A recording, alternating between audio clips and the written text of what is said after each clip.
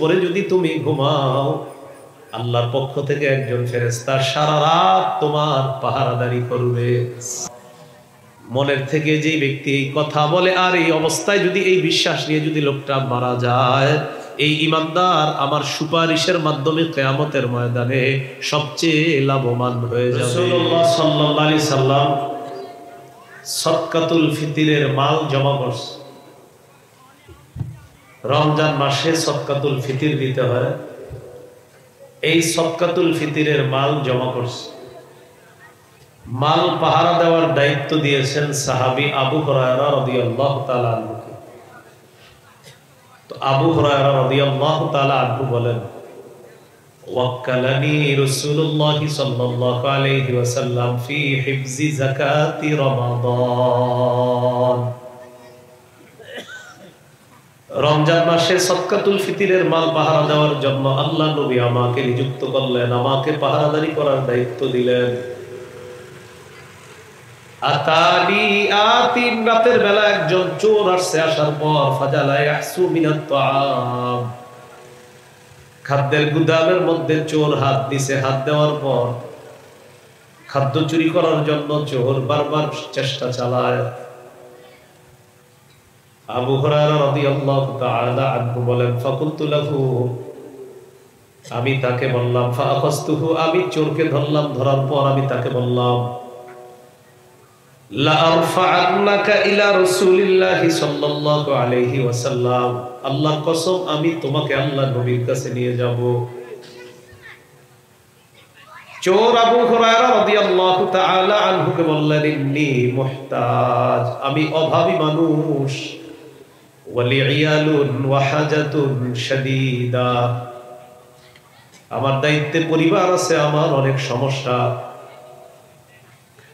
আবু হুরায়রা রাদিয়াল্লাহু তাআলা আনহুকে চোর বললেন, ভাই তুমি আমাকে আজকের মতো ছেড়ে দাও, লা আউদু, আর আমি কখনো চুরি করতে আসবো না। মায়া লাগছে, চোরকে ছেড়ে দিছে। সকালবেলা রাসূল সাল্লাল্লাহু আলাইহি সাল্লামের সাথে সাক্ষাৎ।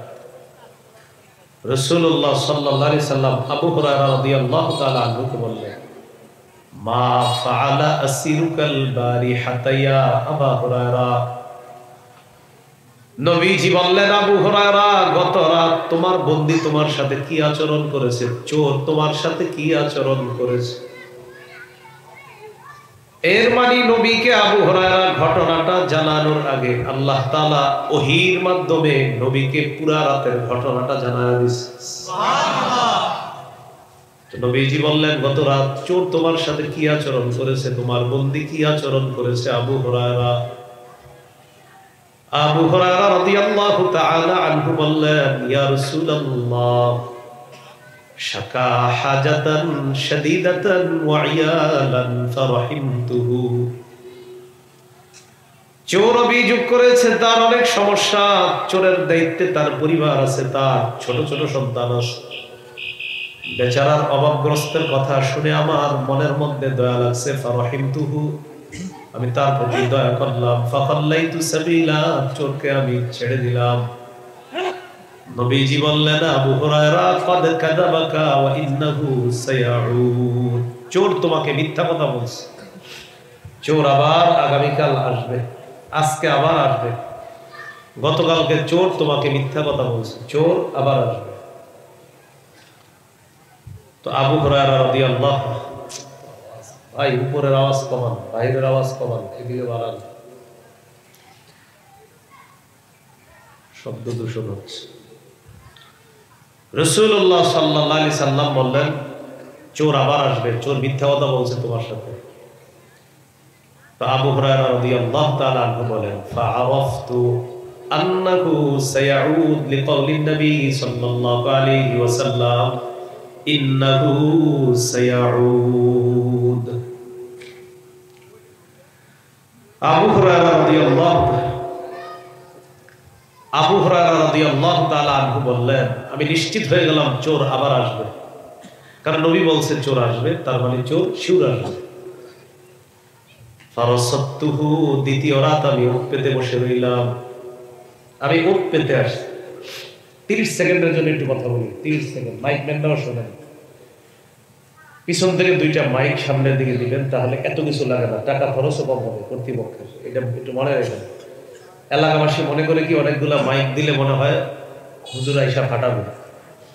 মাইক যদি পিছন থেকে দুইটা না দিয়ে আপনি যদি 100টাও লাগান, বয়ান কিছু বুঝবেন না। সকালে বলবেন একজন আসছিল ফাটায় গেছে, এরকম হবে। এই ভুলগুলা করেন না। দুইটা মাইক পিছন থেকে সামনে দিবেন, দেখবেন আর এত লাগে না, 4-5টা মাইকে মাহফিল হয়ে যায়। বয়ানের আয়োজন করবেন এই নিয়তে যে ওলামায়ে কেরাম আইসা যে বয়ানটা করবে এটা যেন বুঝেন, এটা যেন মনে থাকে, কিছু আমল করতে পারেন। চারোদিকে যখন আওয়াজ বেশি হবে না, কিচ্ছু বুঝবেন না। বিশেষ করে আওয়াজ যখন বারবার বাড়ি খায়, কিছু বোঝা যায় না। তো এই জন্য আওয়াজ এমন থাকা, যেমন আমি কথা বলতেছি এখন, আমার কথা যেমন ভাল লাগতেছে, মাইক এরকম ভাল লাগতে হবে। এটারে বলা হয় মাইক। আবু হুরায়রা রাদিয়াল্লাহু তাআলা আনহু, বাস ঠিক আছে, মোটামুটি ঠিক আছে, আর লাইরেন না, আর হাতি দিয়েন না। নবীজি বলছে চোর আসবে, আমি নিশ্চিত হয়ে গেলাম চোর আসবে। দ্বিতীয় রাত আমি ওত পেতে বসে রয়েছি যে আজকে চোর আসবে শিওর, আমি তাকে ধরব। দ্বিতীয় রাত আমি পাহারা দিতেছি, চোর এসে গেছে। আখাযতুহু ফাকুলতু লা আরফা'আন্নাকা ইলা রাসূলিল্লাহি সাল্লাল্লাহু আলাইহি ওয়াসাল্লাম। দ্বিতীয় রাত আবার চোরকে আমি ধরলাম, ধরার পর বললাম আল্লাহর কসম আমি তোমাকে আল্লাহ নবীর কাছে নিয়ে যাব। দ্বিতীয় রাত চোর আবার বলল, আবু হুরায়রা আমাকে তুমি ছেড়ে দাও, আল্লাহর কসম আর কখনো আমি আসবো না। আমার সমস্যা, আমার অভাব অনটন, এই কারণে আমি 2 দিন চুরি করতে আসলাম। আজকের মতো আমাকে ছেড়ে দাও, ওয়াদা করলাম আজকের পর আমি কখনো আসবো না। পরের দিন সকালবেলা আল্লাহ নবীর সাথে আবু হুরায়রা রাদিয়াল্লাহু তাআলা আনহুর সাক্ষাৎ। নবীজি বললেন, মা ফাআলা আসিরুকাল বারিহা। আবু হুরায়রা, গত রাত চোর তোমার সাথে কি আচরণ করেছে, বন্দী তোমার সাথে কি আচরণ করেছে, গত রাতের ঘটনাও আল্লাহ তাআলা নবীকে আগে জানায়া দিয়েছে। সুবহানাল্লাহ। আবু হুরায়রা রাদিয়াল্লাহু তাআলা আনহু বললেন, ইয়া রাসূলুল্লাহ, শাকা হাজাতান শাদীদাতান ওয়া ইয়ালান। এই ব্যক্তি তার প্রচন্ড অভাব অনটন পেশ করছে, আর বলছে তার দায়িত্বে তার পরিবার আছে, আমার মায়া লেগেছে, এই জন্য আমি তাকে ছেড়ে দিলাম। নবীজি বললেন, কদ কাযাবাকা ওয়া ইন্নাহু সায়াউদ। চোর তোমার সাথে মিথ্যা কথা বলছে, সে আবার আসবে। আবু হুরায়রা রাদিয়াল্লাহু তাআলা আনহু বলেন, আমি নিশ্চিত হয়ে গেলাম চোর আবার আসবে। তবে আমি আজকে দৃঢ় প্রতিজ্ঞা করলাম, আজকে আসার পর তাকে ধরার পর আর কোনোভাবেই তাকে আমি ছাড়বো না, যত অজুহাত পেশ করুক আমি তাকে ছাড়বো না। চোর আসছে তৃতীয় রাত। আসার পর আবু হুরায়রা রাদিয়াল্লাহু তাআলা চোরকে ধরলেন, ধরার পর বললেন, হাদিহি আখিরু সালাসি মাররাত। এই হলো তোমার তৃতীয়বার, আজকে 3 বারের শেষবার, আজকে কোনো ছাড়াছাড়ি নাই, তোমাকে যে কোনো মূল্যে নবীর কাছে আমি নিব, অজুহাত পেশ করে লাভ নাই। তোমার পরিবারে এই সমস্যা, এগুলো আল্লাহর রাস্তে বইল না, তোমার আমি নিব। চোর বলতেছে, আবু হুরায়রা দানি উকাল্লিমুকা কালিমাত। আবু হুরায়রা তুমি আমাকে ছেড়ে দাও, আমি তোমাকে একটা বিদ্যা শিখাইয়া দেই, যে বিদ্যাটা তোমার অনেক কাজে আসবে। হাদিসে আসছে সাহাবায়ে কেরাম বিদ্যার প্রতি তাদের অনেক আগ্রহ, কোরআনের প্রতি তাদের আগ্রহ, হাদিসের প্রতি তাদের অনেক আগ্রহ। আর সাহাবী আবু হুরায়রা হলেন ওই সাহাবী, যে সাহাবী নবীকে একদিন প্রশ্ন করেছিলেন, বুখারীর বর্ণনা, নবীরে প্রশ্ন করেছিলেন, ইয়া রাসূলুল্লাহ, কিয়ামতের ময়দানে আপনার সুপারিশ সবচেয়ে বেশি পাবে কোন ব্যক্তিটা, আমি জানতে চাই। নবীজি বললেন, আবু হুরায়রা আমি জানতাম তোমার আগে এই প্রশ্ন আমাকে কেউ করবে না, কারণ লিমা রাআইতুকা মিন হিরসিকা আলাল ইলম, ইলমের প্রতি তোমার যে আগ্রহ, তোমারে ছাড়া অন্য কেউ এই প্রশ্ন করার কথা না। বিদ্যার প্রতি তোমার প্রচুর আগ্রহ, বুখারীর 99 নম্বর হাদিস। বিদ্যার প্রতি তোমার অনেক আগ্রহ, এই আগ্রহের কারণে আমি জানতাম এই প্রশ্ন তোমারে ছাড়া কেউ করবে না। তা আবু হুরায়রা করেই যখন ফেলছো, তাহলে শোনো, কিয়ামতের ময়দানে আমার সুপারিশের মাধ্যমে ওই ব্যক্তির সবচেয়ে লাভ হবে, যেই ব্যক্তি বলে লা ইলাহা ইল্লাল্লাহ। মনের থেকে যে ব্যক্তি এই কথা বলে আর এই অবস্থায় যদি এই বিশ্বাস নিয়ে যদি লোকটা মারা যায়, এই ইমানদার আমার সুপারিশের মাধ্যমে কিয়ামতের ময়দানে সবচেয়ে লাভবান হয়ে যাবে। কথা বুঝে আসছেন? তাহলে চোরের সাথে কোন সাহাবীর কথা হইতেছে? আবু হুরায়রা। তার এমনি এলেমের প্রতি আগ্রহ, সব সাহাবীদেরই এলেমের প্রতি আগ্রহ, তার আগ্রহ আরো বেশি। সুবহানাল্লাহ। প্রথম দিকে কিন্তু ওনার মেধা অতটা ভালো ছিল না। আবু হুরায়রা রাদিয়াল্লাহু তাআলা আনহুর মেধা প্রথম দিকে অতটা ভালো ছিল না। বুখারীতে আছে 119 নম্বর হাদিস। নবীজি একদিন আসছে, আসার পর দেখে বসে রয়েছে, বলতেছে হুজুর আমার একটা সমস্যা আছে। কি সমস্যা?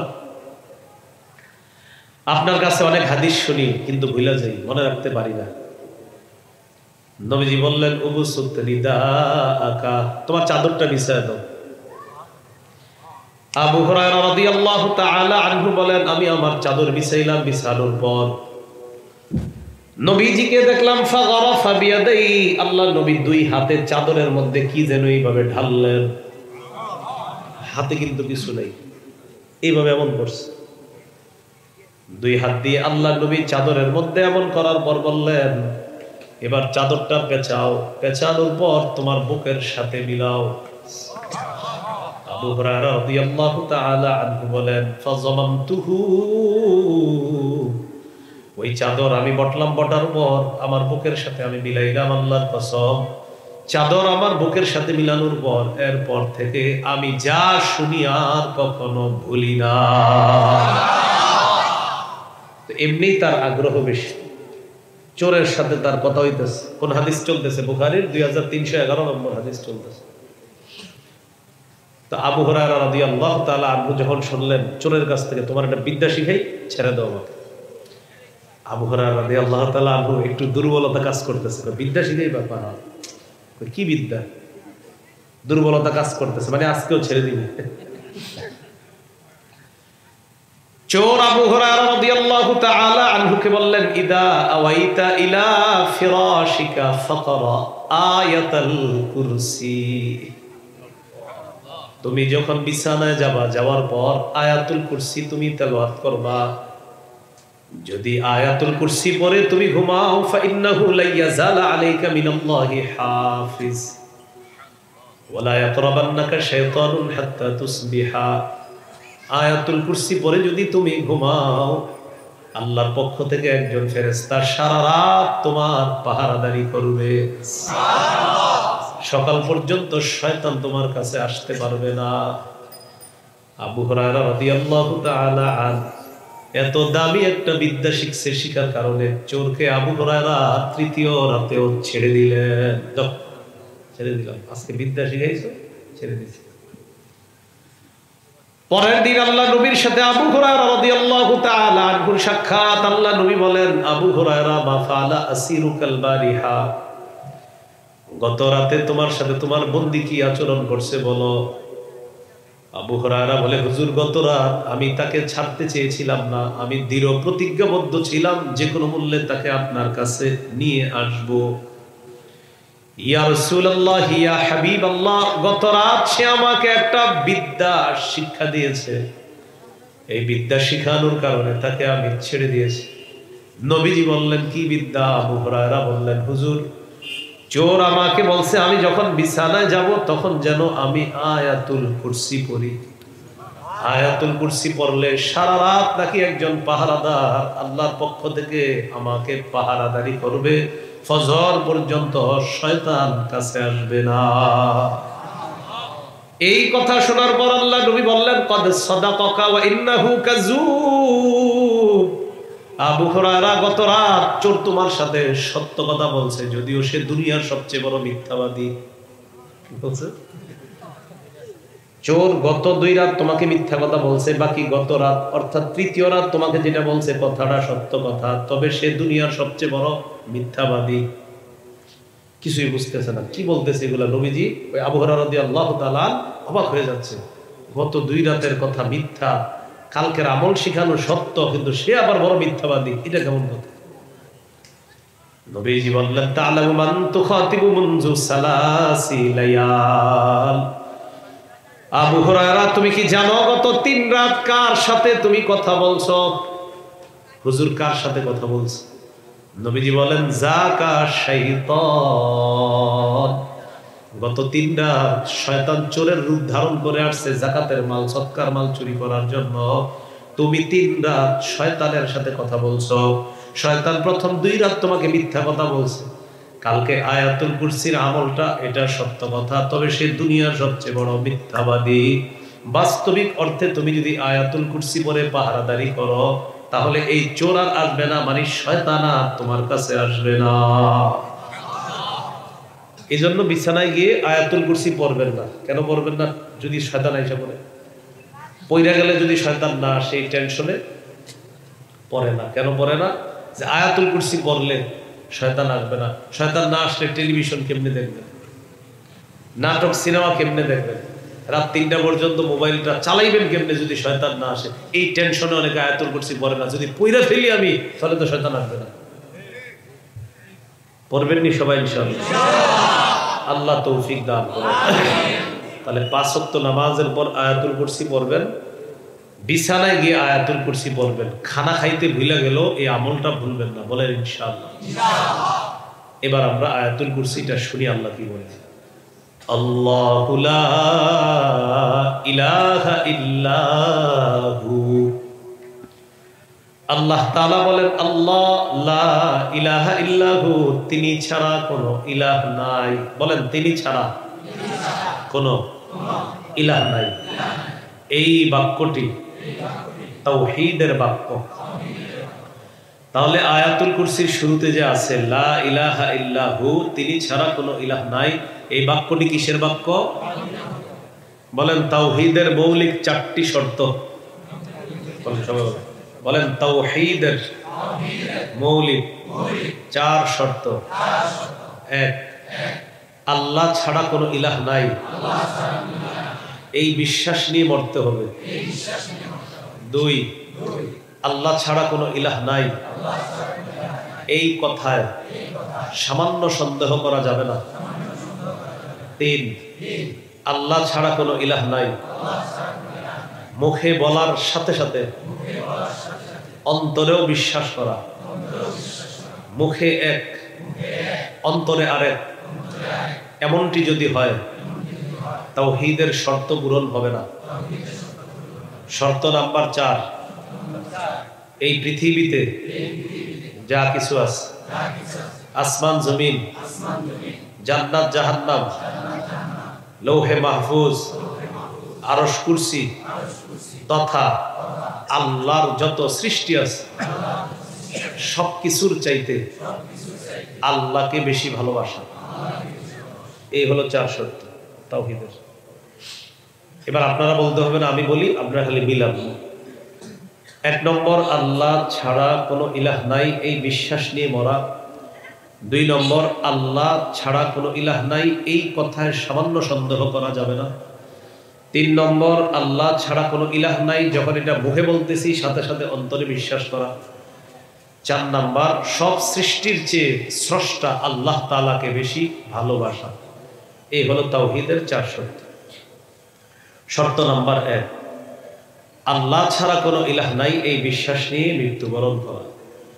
সহিহ বুখারীর বর্ণনা 26 নম্বর হাদিস। عن عثمان رضي الله تعالى عنه قال قال رسول الله صلى الله عليه وسلم من مات وهو يعلم أنه لا إله إلا الله دخل الجنة। নবীজি বলেন, কেউ যদি এই বিশ্বাস নিয়ে মৃত্যুবরণ করে আল্লাহ ছাড়া কোনো ইলাহ নাই, আমি নবী বলে দিলাম এই ব্যক্তি আল্লাহর জান্নাতে প্রবেশ করবে। সহিহ বুখারীর বর্ণনা 1237 নম্বর হাদিস। জিবরিল আমিন আল্লাহ নবীর কাছে আসছে, আসার পর বললেন, বাশশির উম্মাতাকা আন্নাহু মান মাতা মিন উম্মতি লা ইউশরিকু বিল্লাহি শাইআ দাখালাল জান্নাহ। জিবরিল আমিন আল্লাহ নবীকে এসে বলেন, হাবিব, আপনি আপনার উম্মতকে সুসংবাদ জানা দেন, আপনার উম্মতের মধ্যে কেউ যদি এমন অবস্থায় মারা যায় যে ব্যক্তি আল্লাহর সাথে শিরিক করে না, বরং তার আকীদা হলো আল্লাহ ছাড়া কোনো ইলাহ নাই, এটাই তার আকীদা, এই অবস্থায় যদি মারা যায়, জিবরিল আমিন বলেন হাবিব উম্মতকে সুসংবাদ জানায়া দেন একদিন সে জান্নাতে প্রবেশ করবে। এক নাম্বার শর্ত, এই শর্তটা গুরুত্ব দিবেন, আল্লাহ ছাড়া কোনো ইলাহ নাই, এই বিশ্বাস নিয়ে মরতে হবে। এখন আমার এই বিশ্বাস আছে কিনা আপনি বুঝবেন কিভাবে? আপনারা যারা আছেন এখানে, যে হুজুর আপনি তো ওয়াজ করে চলে গেলেন, আপনার সাথে কবে দেখা হবে না হবে, কিন্তু আমাদের এই বিশ্বাস আছে কিনা বুঝবো কিভাবে? বলেন, আমাদের বিশ্বাসে আমরা চিন্তা করে দেখব দুটি, বলেন দুটি বিশ্বাস আছে কিনা। যদি দুটি বিশ্বাস না থাকে, আশা করা যায় আমাদের ঈমান ঠিক আছে। বলেন, এক শিরক, দুই বেদাত। আমাদের আকীদায় বলেন যদি শিরক না থাকে, বেদাত না থাকে, আমরা আশা করতেই পারি আমাদের ঈমান ঠিক আছে। মনে থাকবেন ইনশাআল্লাহ। তাহলে খতিব সাহেব শিরক বেদাতের ওয়াজ করলে চাকরি নোট করে দিবেন। হ্যাঁ, বেদাত সম্পর্কে ওয়াজ করলে আসরের সময় বলে হুজুর আপনি না আসলেই ভালো হয়। আর মাত্রই ওয়াদা করলেন যে নিজেদের ঈমানকে যাচাই করবেন কিভাবে, যে আমার আকীদার মধ্যে শিরক আছে কিনা, বেদাত আছে কিনা। এখন কথা হলো আপনি বুঝবেন কিভাবে আপনার আকীদায় শিরক বেদাত আছে কিনা? এটার জন্য তো আপনার প্রতিদিন ঢাকা থেকে কোনো হুজুর এসে বলবে না, এটা আপনার মসজিদের ইমাম খতিব পাশের মাদ্রাসায় গিয়ে জিজ্ঞাসা করতে হবে, হুজুর আমি এই কাজগুলা যে করি সত্যি করে বলেন তো এই কাজের মধ্যে শিরক বেদাতের গন্ধ আছে কিনা। যদি থাকে তাহলে আমি এগুলা ছেড়ে দিব, কারণ আমি খাঁটি ঈমান নিয়ে মরে জান্নাতে যেতে চাই। ঠিক আছে না ইনশাআল্লাহ? এই হলো এক নাম্বার শর্ত তাওহীদের। শর্ত নাম্বার দুই, লা ইলাহা ইল্লাহু, আল্লাহ ছাড়া কোনো ইলাহ নাই, এই বিশ্বাসের মধ্যে সামান্য সন্দেহ রাখা যাবে না। সূরাতুল হুজুরাতের 15 নম্বর আয়াতে আল্লাহ বলেন, ইন্নামাল মুমিনুনা আল্লাযীনা আমানু বিল্লাহ ওয়া রাসূলিহি সুম্মা লাম ইয়ারতাবু ওয়া জাহাদু বিআমওয়ালিহিম ওয়া আনফুসিহিম ফি সাবিলিল্লাহ উলাইকা হুমুস সাদিকুন।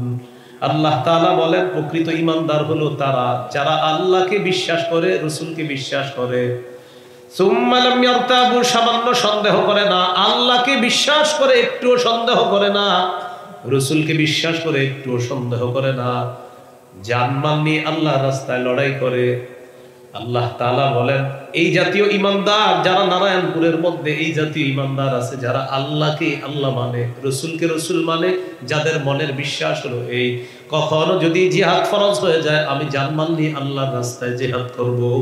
আল্লাহ তাআলা বলেন আমি আল্লাহ তাদেরকে প্রকৃত সত্যবাদী বলে আমার কোরআনে ঘোষণা করে দিলাম। বাস্তবিক অর্থে সে আল্লাহকে আল্লাহ মানে, রাসূলকে রাসূল মানে, তার কোনো সন্দেহ নাই এই কথার মধ্যে। তা আল্লাহ বলেন এই জাতীয় যারা আছে তাদেরকে আমি কোরআনে প্রকৃত খাঁটি সত্যবাদী বলে ঘোষণা করলাম। শর্ত নাম্বার 3, আল্লাহ ছাড়া কোনো ইলাহ নাই, মুখে বললাম, অন্তরেও বিশ্বাস করা। মুখে বলতেছি আল্লাহ ছাড়া কোনো ইলাহ নাই, কিন্তু অন্তরে ঝামেলা আছে, না না এটা হলে চলবে না। আল্লাহ ছাড়া কোনো ইলাহ নাই, দিলের মধ্যেও আছে আসলে আল্লাহ আপনি ছাড়া কোনো ইলাহ নাই, এটা থাকতে হবে আপনার, আল্লাহ ছাড়া কোনো ইলাহ নাই। সূরাতুল ফাতহের 11 নম্বর আয়াতে আল্লাহ বলেন ইয়াকুলুনা বিআলসিনাতিহিম মা লাইসা ফি কুলুবিহিম, একদল মানুষ আছে এমন যারা মুখে বলে একটা, মা লাইসা ফি কুলুবিহিম, যা তাদের অন্তরের কথা না, যারা মুখে বলে কিন্তু তা তাদের অন্তরের কথা না।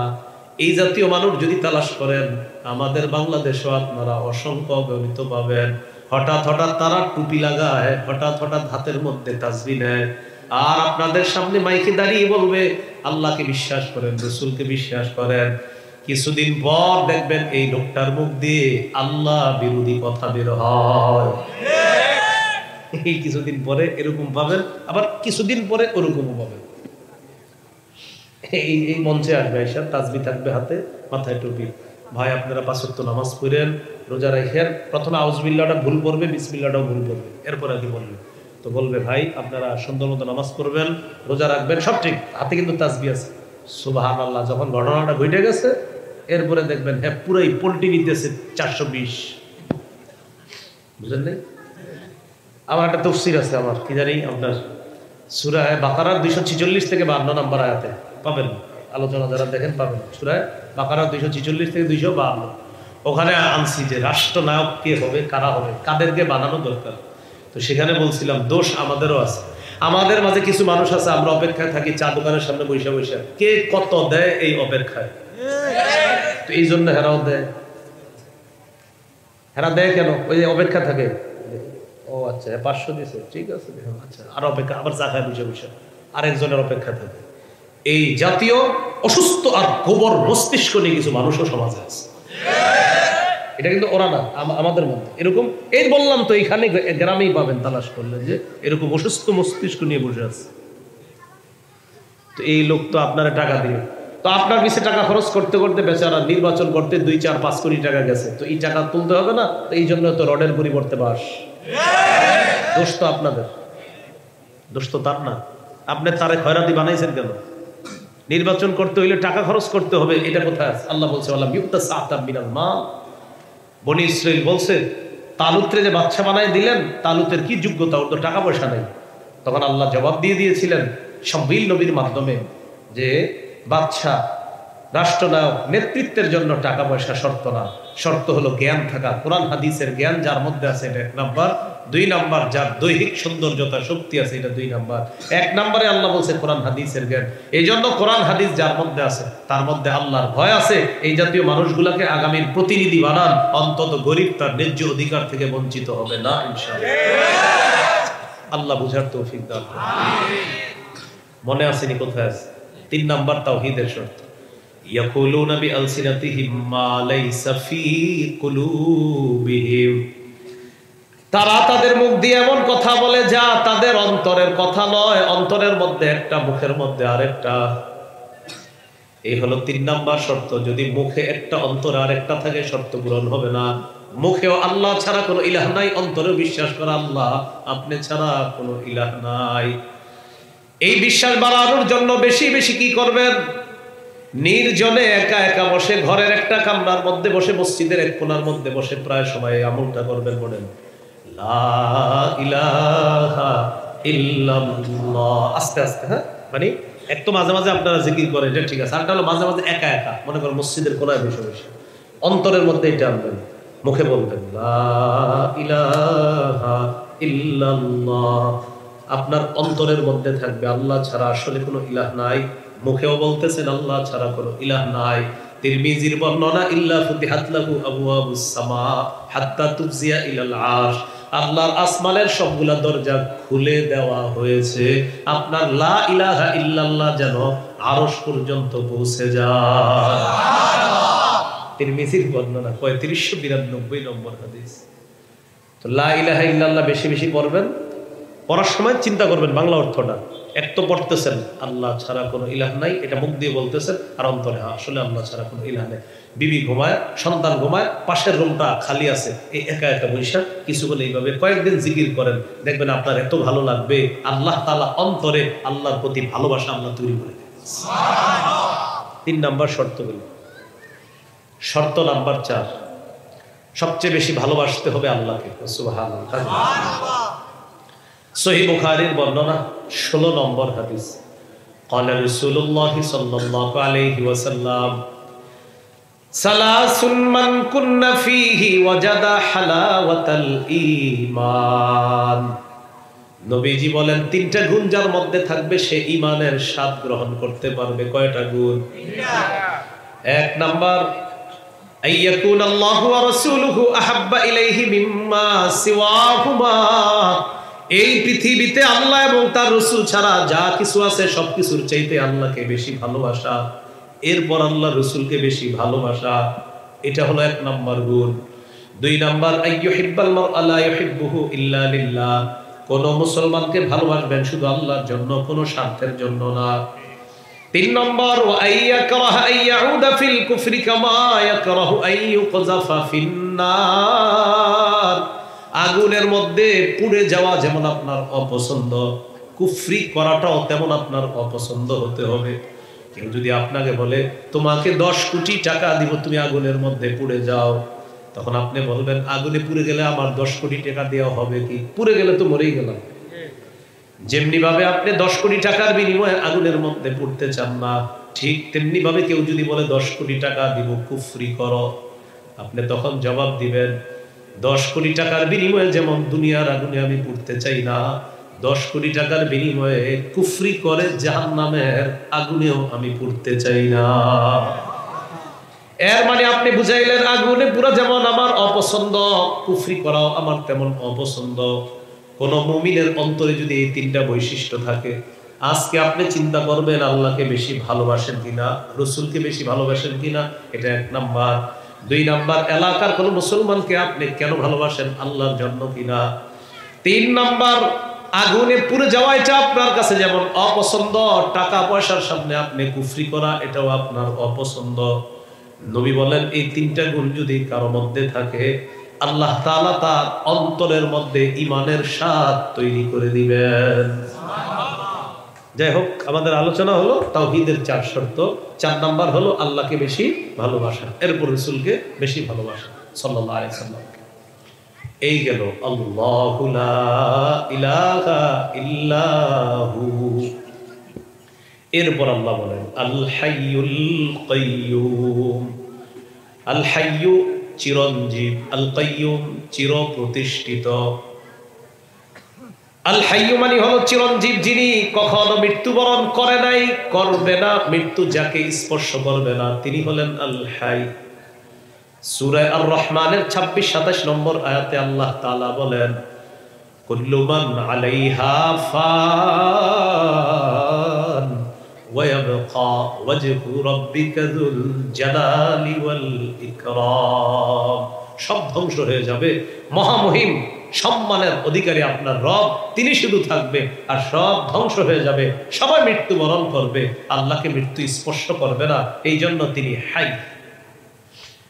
আল কাইয়্যুম অর্থ হলো যিনি চির প্রতিষ্ঠিত। আসমানের দিকে তাকান, আসমান প্রতিষ্ঠিত কিন্তু চির প্রতিষ্ঠিত না। জমিনের দিকে তাকান, জমিন প্রতিষ্ঠিত আছে তবে চির প্রতিষ্ঠিত না।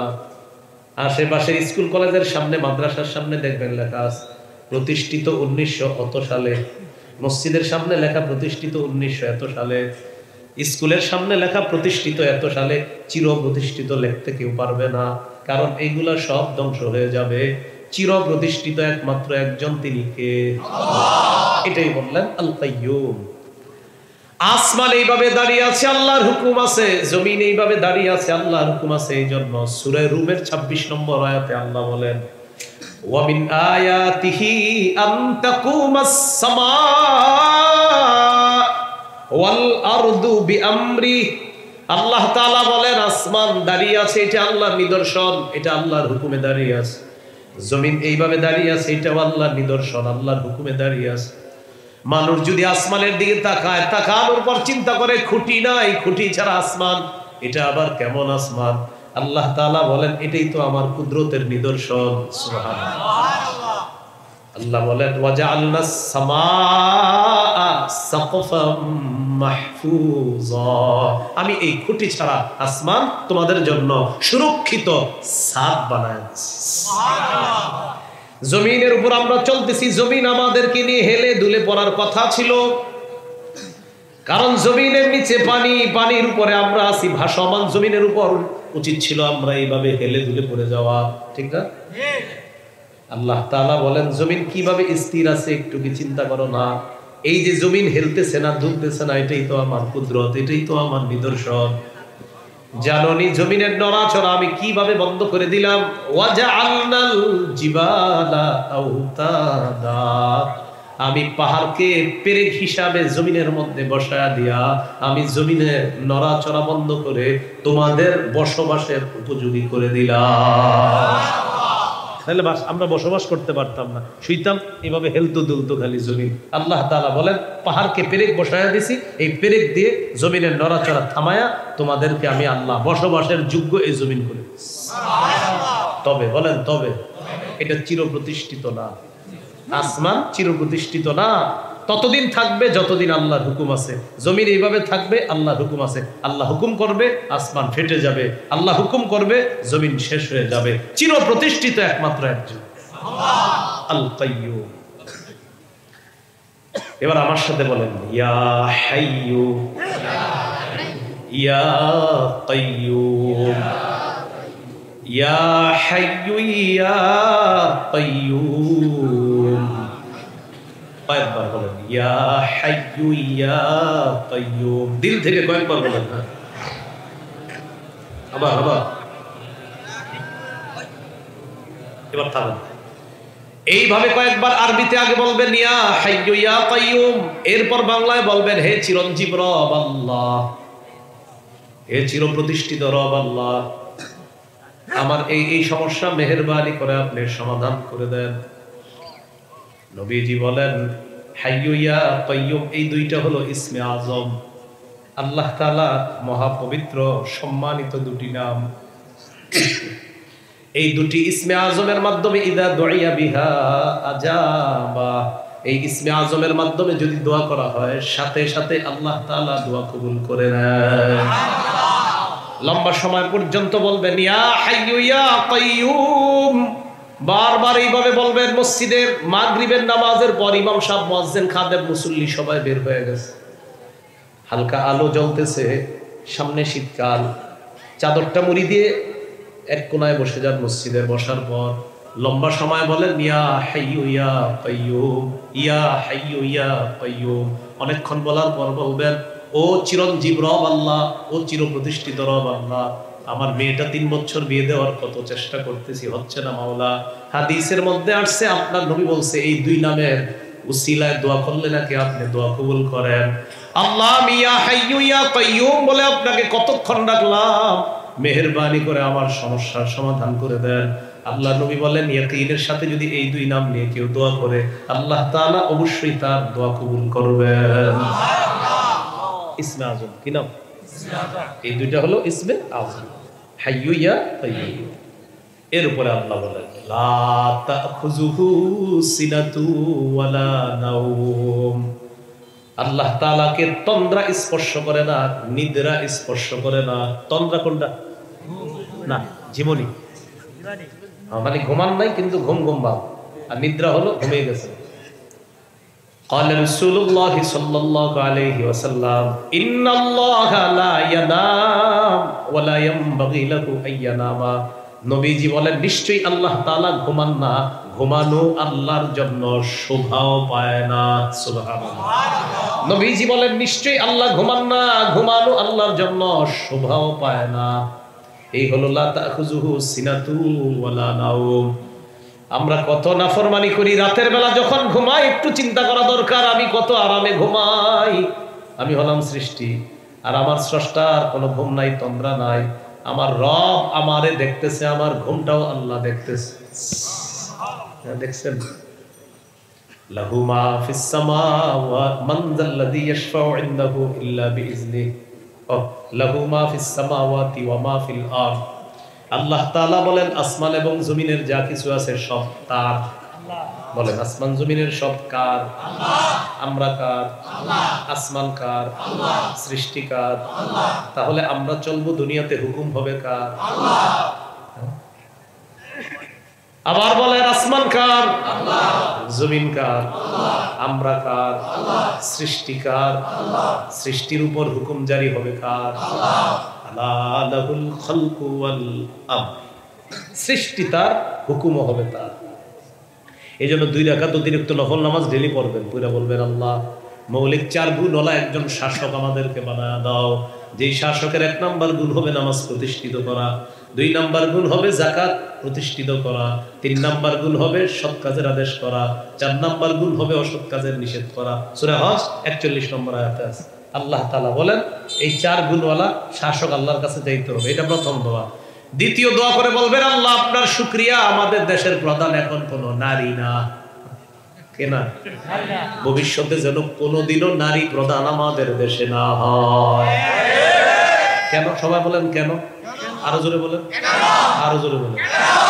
নবীজি বলেন লাইয়ুফলিহা কওমুন ওয়াল্লাহু আমরাহুম ইমরাআতান, বুখারীর বর্ণনা। আল্লাহ নবী বলেন ওই জাতি কিছুতেই সফল হবে না যে জাতি তাদের নেতৃত্বে কোন নারীকে বসায় দেয়।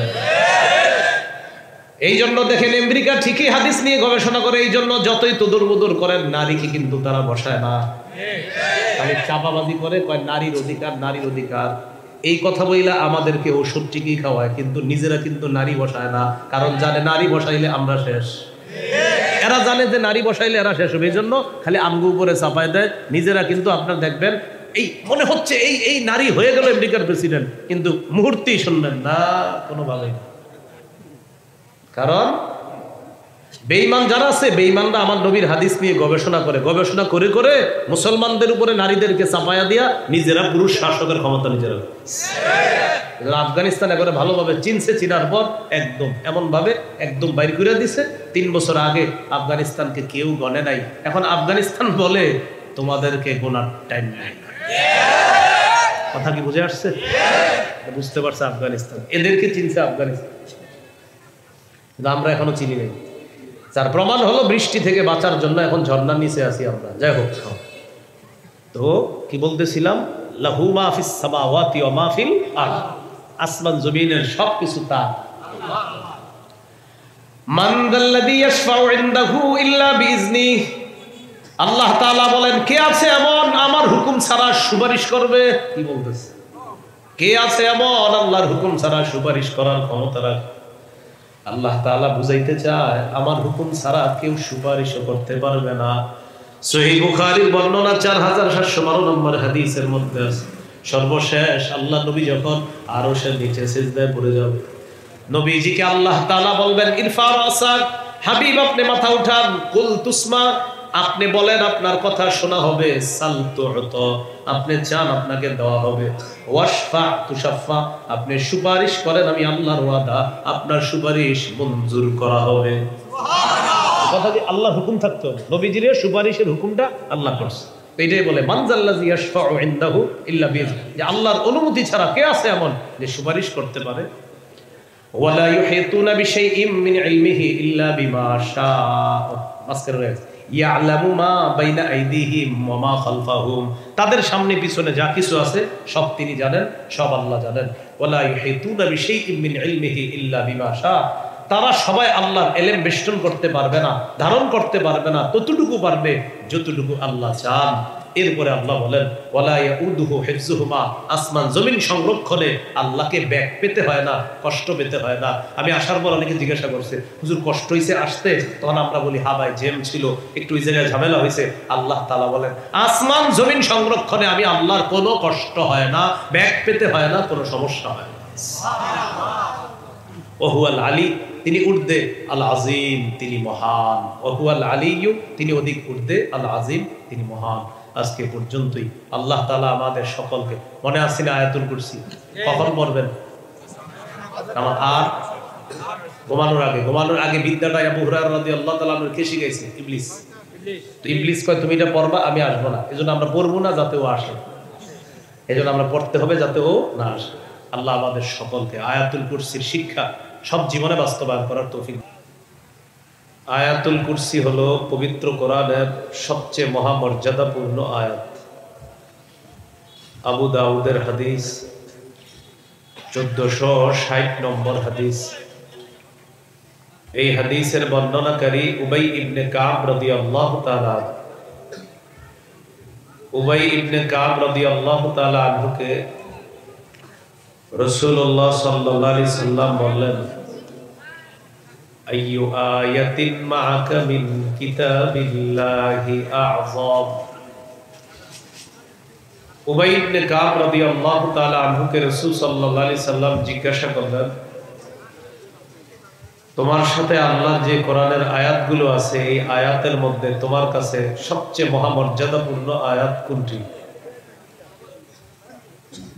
তিনি বললেন আল্লাহু ওয়া রাসূলুহু আ'লাম, এটা আল্লাহ ভালো জানেন, আল্লাহ রাসূল ভালো জানেন। ثم قال رسول الله صلى الله عليه وسلم أبا المنذر أي آية معك من كتاب الله أعظم। নবীজি আবার জিজ্ঞাসা করলেন, ও উবাই ইবনে কাব, তোমার কাছে আল্লাহর কিতাবের মধ্যে, কোরআনের মধ্যে সবচেয়ে মহামর্যাদাপূর্ণ আয়াত কোনটি? তখন তিনি সাহস করে বললেন, আল্লাহু লা ইলাহা ইল্লা হুয়াল হাইয়ুল কাইয়্যুম। তিনি বললেন, আমার কাছে মনে হয় আয়াতুল কুরসি হলো পবিত্র কোরআনের সবচেয়ে মহামর্যাদাপূর্ণ আয়াত। فضرب رسول الله صلى الله عليه وسلم في صدري وقال ليحملك أبا المنذر العلم। আমি যখন বললাম আয়াতুল কুরসি হলো কোরআনের সবচেয়ে মহামর্যাদাপূর্ণ আয়াত, নবীজি আমার বুকের মধ্যে চাপড়ায়া দিলেন, আমাকে সাবাস দিলেন, সাবাস উবাই, তুমি সঠিক কথা বলছো, কোরআনের সবচেয়ে মহামর্যাদাপূর্ণ আয়াত হলো আয়াতুল কুরসি। তুমি যে জ্ঞানের আলোকে জবাব দিয়েছো, তোমার জ্ঞান, তোমার বিদ্যা যেন তোমার জন্য আনন্দদায়ক হয়, তোমার জন্য আনন্দের কারণ হয়। আয়াতুল কুরসি পবিত্র কোরআনের যত আয়াত আছে, এই আয়াতের সর্দার। তিরমিজির হাদিস 2878 নম্বর হাদিস। عن أبي هريرة رضي الله تعالى عنه قال قال رسول الله صلى الله عليه وسلم لكل شيء سنام وإن سنام القرآن سورة البقرة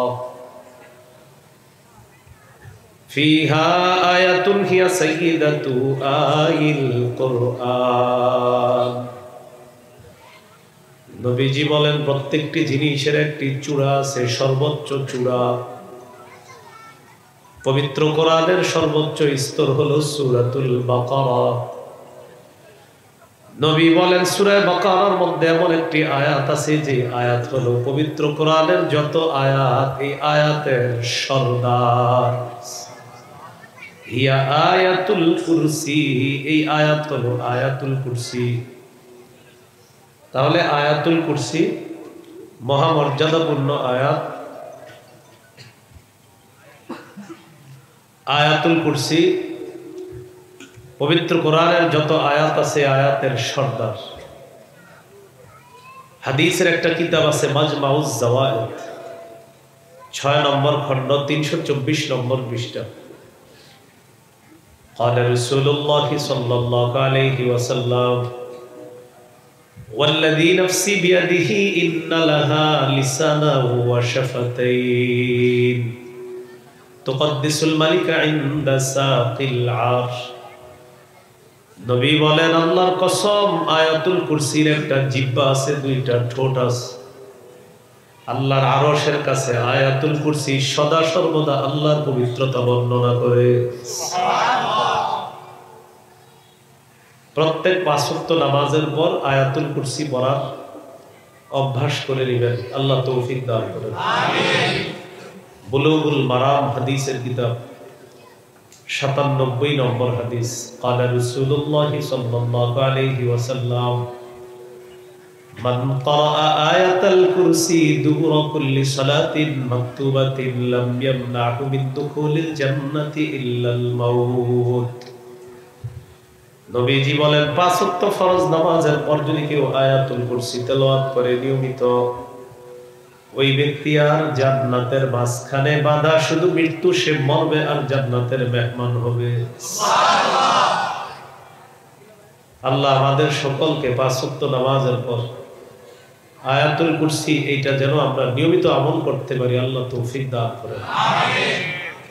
দান করেন। আমি গাড়িতে যাওয়ার আগ পর্যন্ত, এখনই গাড়ি ছেড়ে দিবে, যদি কারো লাগে মিম্বরের আমানত 6টা খণ্ডই যদি পারেন সংগ্রহ করে নেন। 6 নম্বর খণ্ডে আজকের আলোচনাটা পাবেন, 6 নম্বর খণ্ডে আর সবগুলা খণ্ডই সবার জন্য কার্যকরী। 1 নম্বর খণ্ড সন্তানের 64টা অধিকার, দ্বিতীয় খণ্ড হলো শিরিক বেদাত কুফর তাওহীদ, ওই আজকে তাওহীদের যে 4 শর্তগুলো পাবেন। আর 3 নম্বর খণ্ডে হলো হালাল হারাম সুদ সম্পর্কে আলোচনা। 4 নম্বর খণ্ডে স্বামীর 24টা অধিকার, স্ত্রীর 19টা অধিকার। 5ম খণ্ড লা ইলাহা ইল্লাল্লাহর ব্যাখ্যা। 6ষ্ঠ খণ্ডে নামাজ। সময় হলো আমি যাইতে যাইতে যদি কেউ পারেন সংগ্রহ করতে পারেন। ওয়া আখিরু দাওয়ানা আলহামদুলিল্লাহ।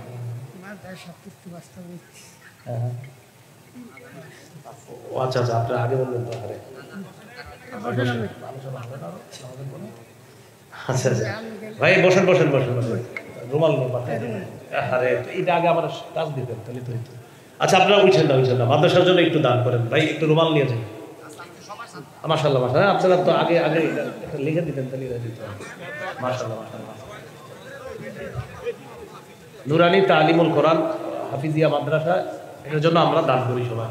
ভাই আমরা উঠবো না, মেহরবানি করে একটু মাহফিলটা সৌন্দর্য নষ্ট করবো না। যারা টাকা উঠে দিয়েছেন আপনারা একজন পিছনে দ্রুত চলে যান ওই গেটে।